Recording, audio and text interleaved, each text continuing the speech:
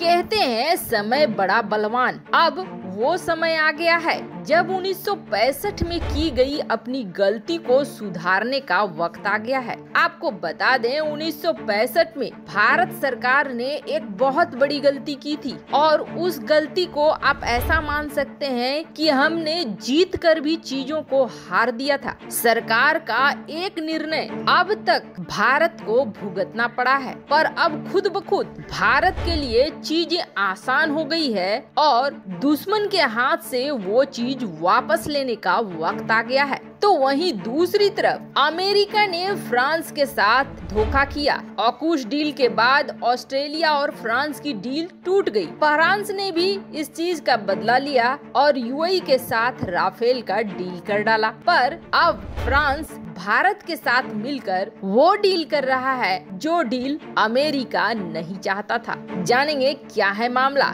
इसके अलावा बहुत कुछ। आइए जानते हैं इन खबरों को विस्तार से। फ्रांस की डिफेंस मिनिस्टर जब जब भारत आती है तब उनके पीछे एक कोई न कोई बड़ी डील जरूर होती है। जैसा कि ऑकूश डील के बाद अमेरिका और फ्रांस के बीच एक तनाव सा आ गया, एक दूरी सी आ गई और इस दूरी का असर भी देखने को मिला। ओलंपिक में जहां चीन के विंटर ओलंपिक के लिए अमेरिका ने बहिष्कार किया, अमेरिका के साथ कनाडा ने भी बहिष्कार किया, कई और देशों ने भी बहिष्कार किया, पर फ्रांस ने बहिष्कार नहीं किया। फ्रांस ने भारत वाला रुख ही अपनाया कि खेल अपनी जगह है और राजनीति अपनी जगह है, हम इसका बहिष्कार नहीं करेंगे। जबकि फ्रांस यूके उन देशों में आते हैं जो अमेरिका का साथ हर हाल में निभाते थे, पर फ्रांस और अमेरिका के बीच बढ़ी हुई दूरी इस बात पर भी देखने को मिली। पर यहाँ जब ये सब कुछ चल रहा है तब भारत की बड़ी मदद करने के लिए फ्रांस आया है। फ्रांस ने उस समय भी ये कहा था कि इंडो पैसिफिक इलाके में अगर भारत को किसी संगठन में साथ नहीं लिया गया है तो फिर उस संगठन के कोई मायने नहीं रह जाते हैं, वो संगठन यूं ही बेकार है। इंडो पैसिफिक में अगर जीतना है तो भारत को साथ रखना होगा और भारत का साथ देना होगा। अब यहाँ पर भारत के लिए सबसे बड़ा खतरा क्या है, तो सबसे बड़ा खतरा है चीन। और भारत के पास सबसे इस वक्त जरूरत वाली चीजें क्या होनी चाहिए, दो चीजें हैं। एक तो एयरक्राफ्ट, जो 114 चाहिए एयरक्राफ्ट अपने स्क्वाड्रन को पूरा करने के लिए भारत को, एक वो, और दूसरा न्यूक्लियर पावर्ड सबमरीन जो भारत को इस वक्त बहुत ज्यादा जरूरत है। ऑस्ट्रेलिया के साथ ऑकूश डील करके अमेरिका ने और ब्रिटेन ने ये तय कर लिया कि हम ऑस्ट्रेलिया को न्यूक्लियर पावर्ड सबमरीन से लैस कर देंगे, उसकी टेक्नोलॉजी वगैरह भी देंगे। पर भारत के लिए ये मुश्किल हो गई कि भारत आखिर ये टेक्नोलॉजी कहाँ से हासिल करे और कैसे बनाए खुद का। तो अब भारत ने फ्रांस के साथ एक बड़ी डील करने की सोची है और उसी डील के लिए फ्रांस के डिफेंस मिनिस्टर पार्ले आई हैं भारत, और उन्होंने अब ये फोकस किया है कि इंडो पैसिफिक इलाके में भारत के साथ अपने कोऑपरेशन को बढ़ाएंगे। और कहा ये जा रहा है कि अब अटैक सबमरीन न्यूक्लियर पावर्ड और मॉडर्न टेक्नोलॉजी से लैस बनाएगा फ्रांस भारत के लिए। और भारत ने जो प्रोजेक्ट 75I लॉन्च किया है जिसके तहत सबमरीन्स बनाने हैं 6, उसके लिए अब फ्रांस और भारत के बीच में डील होगी। वैसे आपको बता दें न्यूक्लियर पावर टेक्नोलॉजी के मामले में फ्रांस काफी आगे है। फ्रांस का साथ होने का मतलब है कि नौसेना को एक बहुत बड़ा मदद मिलना। भारत में न्यूक्लियर पावर्ड सबमरीन्स की कमी है और इस वजह से भारत को ऐसे ही पार्टनर की जरूरत थी। दरअसल न्यूक्लियर पावर्ड सबमरीन पानी के अंदर महीनों तक रह सकते हैं, उन्हें ऊपर आने के लिए सिर्फ खाना वगैरह के लिए ही जरूरत होती है,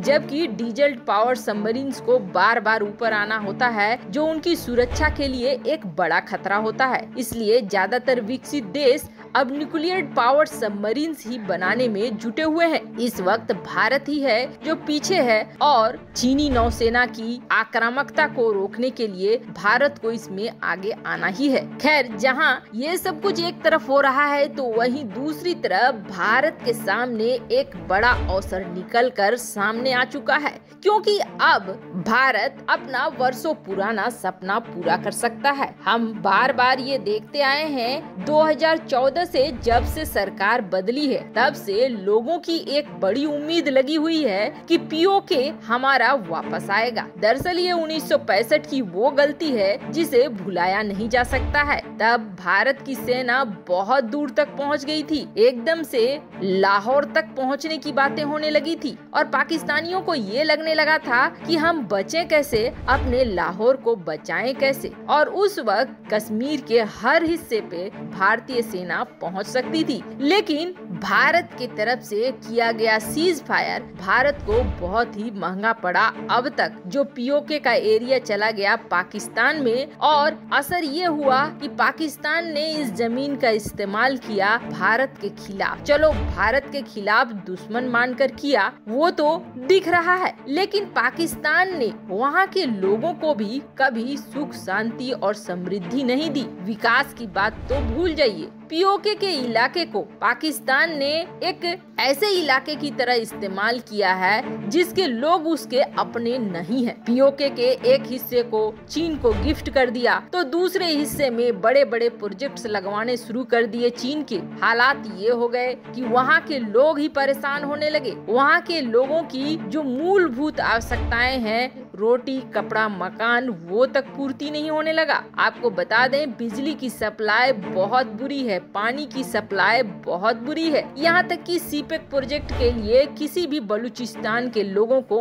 आने की आज्ञा नहीं है। ये सब कुछ सीधा दिखला रहा है पाकिस्तान ने न सिर्फ उस जमीन का दुरुपयोग किया बल्कि वहाँ के लोगों का भी दुरुपयोग किया। अब इसका असर ये दिख रहा है कि जिस तरीके के प्रदर्शन पहले कभी नहीं हुए थे उस तरह के प्रदर्शन अब होने लगे हैं। आम लोग वहाँ के उखड़ने हैं और उखड़कर सरकार के खिलाफ घेराबंदी करने लगे हैं। इतना बड़ा हुजूम, इतनी बड़ी संख्या लोगों की पहले कभी नहीं देखी गई थी जो अब दिख रही है। तो वहीं कई पाकिस्तानी नेता तक अब ये कह रहे हैं कि भारत को इस मामले में दखल देना चाहिए। पीओके में जो कुछ भी हो रहा है उससे दुनिया को आंखें बंद नहीं करनी चाहिए। भारत को भी इस मसले में कूदना चाहिए और यहाँ के लोगों को मदद देना चाहिए। वैसे अब ये इलाका ऐसा हो गया है जैसे कि आम जनता भी पाकिस्तान से मुंह मोड़ चुकी है। और जहाँ तक हम बात करें सामरिक शक्ति की, तो भारत इस वक्त पीओके को जब चाहे तब कब्जा सकता है, क्योंकि अमेरिका भी पल्ला झाड़ चुका है पाकिस्तान से और ताकत के मामले में भारत काफी आगे निकल चुका है। भारत के लिए बहुत आसान हो जाएगा चुटकियों में पीओके पर कब्जा करना। और बड़ी बात ये है कि पीओके के लोग भी अब पाकिस्तान से खुश नहीं है। ऐसे में अगर पाकिस्तान कब्जे के बाद ओआईसी या अन्य संगठनों के साथ मिलकर कोशिश भी करता है यूएन में इस मसले को खींचने के लिए, तो उसके लिए कोई फायदे वाली बात नहीं होगी। अभी ही पाकिस्तान की कोई नहीं सुनता है, पाकिस्तान की कोई नहीं सुनता है तो बाद में कौन सुनेगा। चीन भी अब इस क्षेत्र से हट चुका है पूरी तरीके से। रणनीतिक रूप से पाकिस्तान की रणनीति इस इलाके में फेल हो चुकी है। वैसे आपको क्या लगता है, क्या भारत को फ्रांस के साथ न्यूक्लियर सबमरीन की डील करनी चाहिए? कमेंट कर अपनी राय जरूर बताएं। जल्द मिलते हैं अगले वीडियो में नई खबर के साथ।